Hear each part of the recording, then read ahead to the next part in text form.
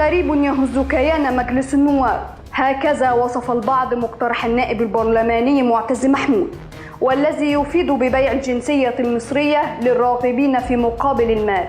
وبين مؤيد ومعارض حاولنا أن نرصد حال الشارع المصري حول الأزمة، وما إذا كان المقترح يمس الوطنية المصرية.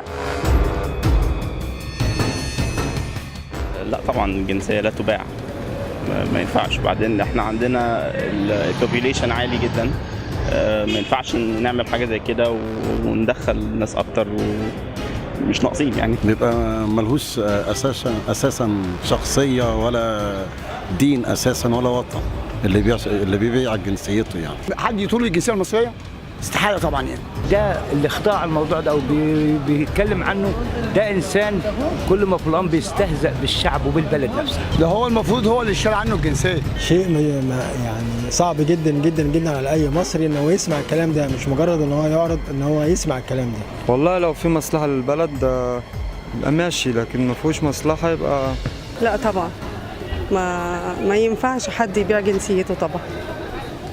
ايا كان السبب محدش ممكن تدخلي دخل. لا طبعا ولا ملايين الدنيا. لا لان ممكن اي حد بالطريقه دي يشتري الجنسيه ديت وخلاص ويعمل بيها اي حاجه يستفيد بيها باي شكل كان. ممكن مش هلاقي سبب معين، لكن ما ينفعش ان انا ابيعها، حتى لو ممكن جنسيه ثانيه اخدها، لكن ما ينفعش ان انا ابيعها. والله واللي يفكر يبيع شخصيته يبقى مش انسان مش حضاري.